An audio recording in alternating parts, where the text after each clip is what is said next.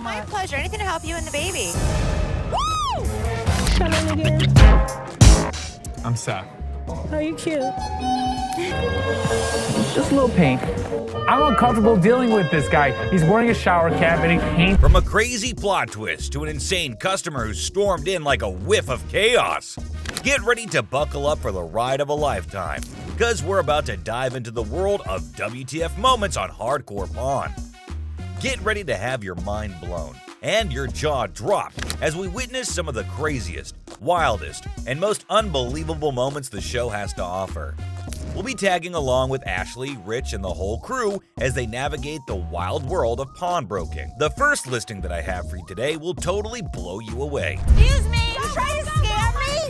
Excuse me. Excuse. So this super chill customer walks into the store, all dressed up and comfy, and heads straight to Ashley to handle some serious business.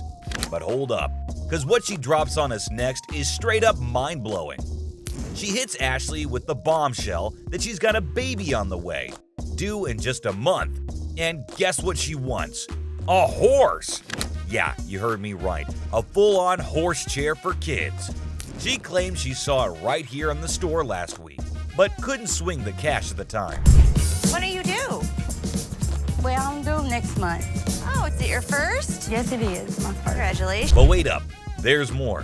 When Ashley starts digging for details, she spills some serious tea. Apparently last week this horse of hers was priced at a cool $20, but that's not even the wildest part, believe it or not. She starts pouring her heart out to Ashley, sharing her tough story.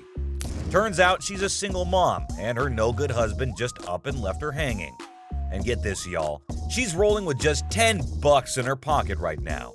Talk about a major struggle. I mean, can you even wrap your head around this whole situation? We've got a comfy customer, a baby on the way, and a horse hunt in a pawn shop. It's like a whole new level of pawn shop pandemonium. Will Ashley buy into this roller coaster of a story, or see through the smoke and mirrors? Will this mama-to-be get her horse and live happily ever after? Only time will tell, my friends. Ashley didn't stop at just asking about her job situation. She went above and beyond to lend a helping hand. I'm talking about next-level generosity here. You won't even believe it.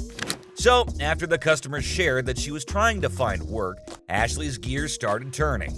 She wasn't gonna let this mama struggle on her own. She knew that actions speak louder than words, and she was ready to take action. Ashley's got a heart of gold, and she wasn't about to let financial hardship hold this customer back. She reached into her own pocket, offering some much-needed financial assistance to help ease the burden. You give me the 5, and then my gift to you is the remaining 15. No doubt, fam. That's exactly why we're all big fans of Ashley. She's got a heart of gold and goes above and beyond to help people out. I mean, seriously, who would be so generous as to sell a $20 item for just $5? Ashley's all about spreading love and making sure everyone feels valued and supported. But hold up, because Ashley's kindness doesn't stop there. She sees the potential in this customer and wants to offer her a real shot at turning her life around. She invites her to come to the office after the baby arrives so she can hook her up with a job right here in the shop. Talk about a game changer, right? Ashley's not just handing out fish, she's teaching this mama how to catch them too. And get this, when it was time for the customer to head out, Ashley didn't just send her on her way. Oh no. She personally walked her to her car, making sure she felt supported every step of the way. Now brace yourself for what went down in the parking lot, because it's gonna blow your mind. You won't believe the unexpected twist that took place right there. Again, thank you so Oh, my much. pleasure. Anything to help you and the baby. Oh my god, I can't even! That situation was like the ultimate plot twist, right? Talk about a roller coaster of emotions. It's one of those moments where you just go, WTF, did I just witness?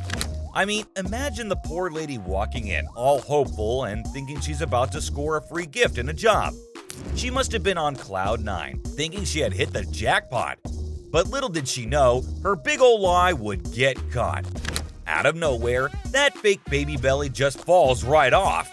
I can't even describe how hilarious and unexpected that was. It's like something straight out of a comedy sketch. I couldn't stop laughing. I bet even Ashley had to do a double take and try to hold back her laughter. It's one of those moments that'll be etched in our memories forever. I can already picture the memes and gifs flooding the internet. But hey, let's give credit where credit's due. That lady sure knows how to pull off a wild prank. I can't even imagine the planning and preparation that went into that hilarious stunt. She definitely knows how to keep us all entertained. You offered her a job after she had the baby. I think she just had the baby. Bubble hockey. Bubble hockey. Detroit Classic. I'm thinking $2,500. How much did you pay for it 10 years ago? $3,500. A pawn shop encounter unfolds as a customer eyes a bubble hockey game. Negotiations kick off with a customer seeking $2,500, but the pawnbroker questions the value. Under $1,000. Maybe we work out a little game. Winner gets the price. 900 if you win, 500 if I win. Oh, can't do it. The negotiation continues with the pawnbroker proposing a lower price, suggesting a gaming duel to determine the final cost. The customer hesitates, seeking a higher amount. $100 out of this thing. 16 you win, 400 I win. All right, I win $1,600. The game begins and the customer dominates the bubble hockey match, securing a convincing victory. The pawnbroker acknowledges the expertise and adjusts the evaluation accordingly.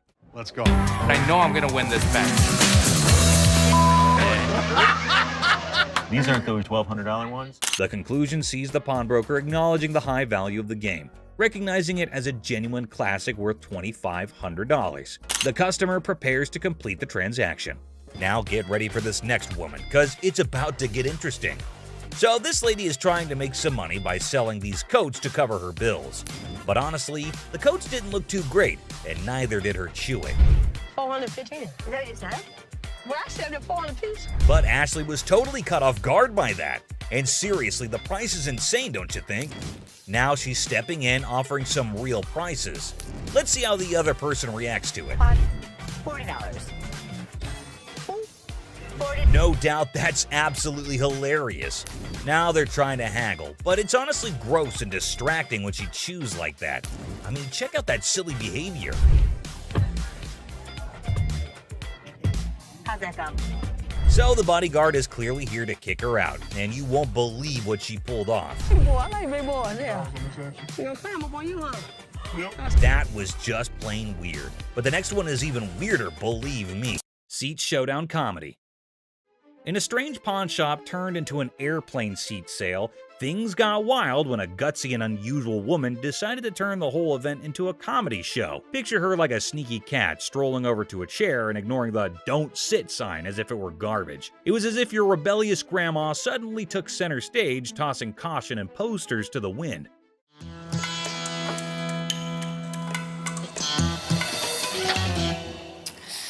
Then in comes the lady running the shop, armed with politeness and a simple request for the lady to give up the seat. Little did she know she was about to get into a funny showdown with our cool and calm customer. The woman, looking super confident and mischievous, said, "Just let me be," treating the chair like her personal throne. Okay, these are for sale. We don't have like a trial and error. Okay, well, I'm not trying to buy them. I'm just trying to try them out. As if that was not funny enough, the secret guards jumped into the blend. The shopkeeper, determined to bring order back, tried nicely to get the bold woman out of her comfy spot. But our fearless main character was not having it, bravely declaring, "You cannot make me move." And what you can do is leave me the alone. Okay. Yeah. Then comes the guard trying to lift her off the seat. Suddenly, there's a big scene. The woman, now a pro at making a show, indicted the guard of bothering her and indeed threw in the surprise of claiming it was sexual harassment. The pawn shop turned into a stage for a solo performance, with our main character making up the script on the spot. No, thank you. Get on the No, bottom here, no. You can get your hand off. Get your hands off of me. Get your hands off. But the comedy did not stop there. Wanting to leave with a bang, our leading lady dramatically fell to the bottom, blaming the confused guard for pushing her. The shop, once a place for buying and selling, turned into a theater for a funny play where reality and silliness conflicted in the most hilarious way. Girl, You pushed me. What? I didn't touch. Did I touch Pushed it? me. And just like that, the woman in the pawn shop left everyone. Guard, shopkeeper, and onlookers scratching their heads, wondering if they had just witnessed the craziest pawn shop show ever. I'm not going anywhere. Do whatever you want. And we can have a staring contest. Joe Sofa Saga. In a pawn shop full of weird and wonderful things, a guy named Joe was on a mission for the perfect settee. The man was on a tight budget, but his bullishness was as high as his hopes of chancing a hidden treasure among the fine furniture. Well, here's the deal. I just moved from New Jersey, my wife and I. We just bought a house, and she sent me here. She said, see what you can pick up. Perfect. Let's find some. He spotted a couch that looked like it had been through a lot. The man with a hopeful look asked the shopkeeper if they could clean it before he bought it. Little did the man know, this couch had a history. Spills, stains, and all sorts of weird stuff. The shopkeeper, trying not to burst into laughter, convinced the man it was a great deal without mentioning the hidden surprises. So inexpensive, right? Really? Yeah. I gotta tell you, man, that's nasty. Not giving up, the man confidently sat on the couch, comparing the dirt on it to his shoes. I'll tell you what, my shoes are cleaner than this couch. Then don't buy it. With a serious face, he said, "I'm pretty sure my shoes are cleaner than this thing." He even tried to make a deal, $200 for the not-so-great couch. $397.77. Really? Well, I only got $200. It was a deal only Joe could find reasonable in the world of craziness. The real laughter started when this man, without thinking much, joked that if the couch were the shopkeeper's daughter, she must be a nasty one. The line between funny and awkward was getting blurry. We had a reupholstered and I gave it to Ashley. Is that right? Yeah. Is that your daughter? That's my daughter. She must be nasty, too. Out of the blue, a guard, called in by the offended shopkeeper, rushed in like a superhero. Joe was lifted off the couch and thrown out of the store, leaving everyone laughing. Yeah. Walk out. Walk out, my man. The pawn shop adventure had ended, with a story of Joe and the not-so-clean fake earrings. Two sassy black queens strut into the pawn shop, flaunting earrings worth $350. The seller, bewildered, questions their cash craving. They snap back. How you doing? Good. I'm here to pawn these earrings. Okay. Honey, our financial drama is an Oscar-winning secret. The seller innocently inquires about the swearing, prompting the girl to unleash a verbal firework. Trying to get $350 for them. Why do you need the money? It's none of your business why I need the money. As he fumbles to record the chaos, he realizes these queens can turn from pawn shop patrons to drama divas faster than his slowest sale.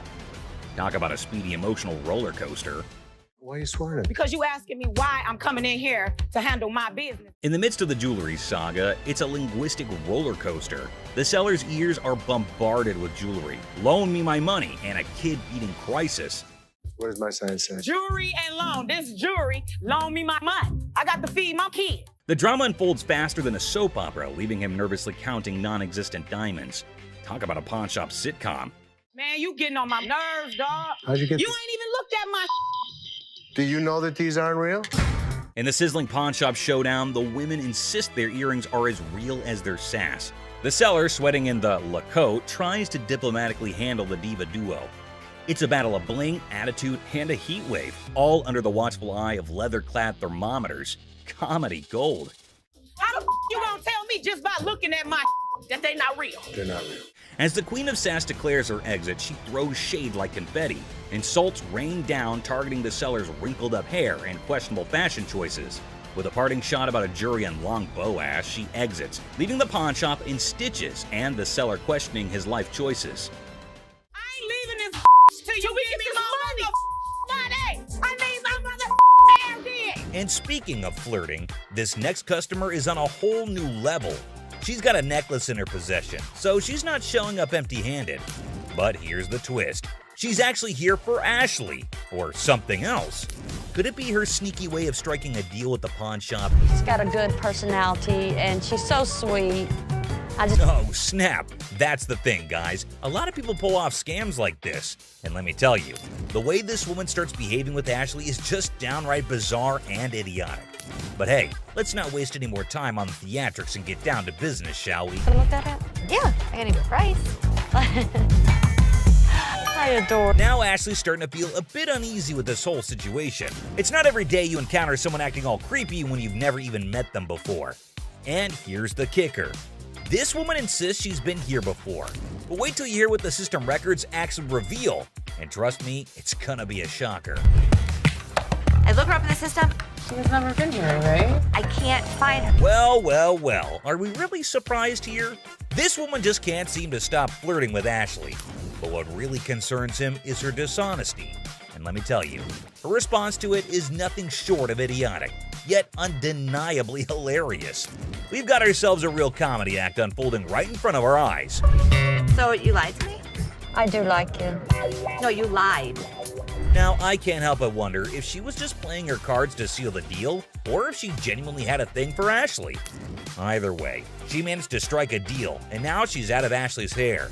Mission accomplished, I suppose. Wrestling trunk triumph. We have a champion item for you today. I think I got your new bathing suit over here. I don't think that's my size or my style. The episode presents champion-level memorabilia, wrestling trunks worn by Titus O'Neil during Money in the Bank. Banter between the pawn shop staff sets a lighthearted tone. Well, these are wrestling trunks. Okay, are they worth anything? So where did you guys get these? From a buddy of mine shortly after the show. Negotiations unfold as the seller details the trunk's origin, worn by Titus O'Neil and his college football background. Price discussions ensue, involving humor and strategic bargaining. Oh, how much are you looking to get? $1,800. Are they worth that? What do you think about 800? What about 14? Money at $1,000. Go for it. You have a deal. All right. Okay. The negotiation reaches a climax as Chumley proposes $800, leading to a amusing wrestling-themed banner. The final agreement settles at $1,000, and the seller agrees to the deal. And you sure this is like real and everything? Yeah. But you're sure they're real? 110%. Concerns about authentication arise, with reassurance that the trunks are genuine. Rick, the pawn shop owner, decides to break even on the purchase and seeks dinner in return. I'm gonna go look at stuff I understand. I thought you might want to put this back in your collection. Absolutely. It's my first WWE Championship match, and I won the Tag Team Championship. Titus O'Neil makes a surprise entrance at the restaurant, sharing the backstory of the trunks and their historical significance. The emotional reunion adds a personal touch to the transaction. We bought them for $1,000, so if you just let me break even and give me dinner, I'm good. Got me a little black bag and everything. Look at that. The episode concludes with Titus O'Neil expressing gratitude, and the pawn shop staff excitedly anticipates dinner. The atmosphere remains lighthearted, emphasizing the unique experiences of the pawn shop. Coloring book. Ashley enters confidently, challenging authority. Seth tries to manage the chaos. Tension rises as they clash, leaving everyone puzzled. Don't come in here thinking that you know everything in your. I didn't know you should anything. go off and run back to Hawaii where you bought that shirt. Unearthed gems, a JFK coloring book from '62, and a Frank Zappa one from '82. Mom's surprise drawer is found. Now, the shop's in for a laugh, unraveling the tale behind these quirky relics. Hello. Hello. I have a John F. Kennedy coloring book from 1962 and a... Laugh out loud scene as the seller confesses to buying a Frank Zappa coloring book at 25, never cracking it open. Now, with 3 daughters in college, it's a hilarious quest for cash. The quirky relics become the center stage for a funny exchange in the pawn shop. So why do you want to get rid of it since you love him so much? Well, I have 3 daughters in college and I need money. The negotiation dance continues as the seller justifies prices, leaving room for haggling. Tension rises comically as the buyer feels snapped at. The shopkeeper offers a research break, declaring, "I'm not in a hurry," in this pawn shop sitcom starring quirky characters. Okay. Do you want to give me some time to do a little research on this, You can or? have all the time you need. I'm not in a hurry. The plot thickens as Ashley discovers the price coloring book online for $8.75, triggering a hilarious spat. I didn't say any of that Can to you you. read that? $8.75. So make me an offer. 0. She hilariously expresses her dismay, accusing the customer of rushing and shoving a phone in her face. I'm looking at the one that he wanted $50 on, and I pull it off, and it says $8.75. The bickering ensues, with both claiming they're not married, adding an amusing layer to the pawn shop sitcom. I have to take him out this guy. That's how much he pissed me off.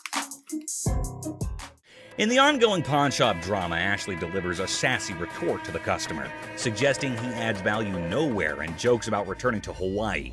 The banter continues as another worker calls out Ashley for being rude, I think you're disgusting and rude. I didn't say any of that Can to you you. read that? $8.75. leading to a comical exchange where Ashley dismisses them to focus on yourself.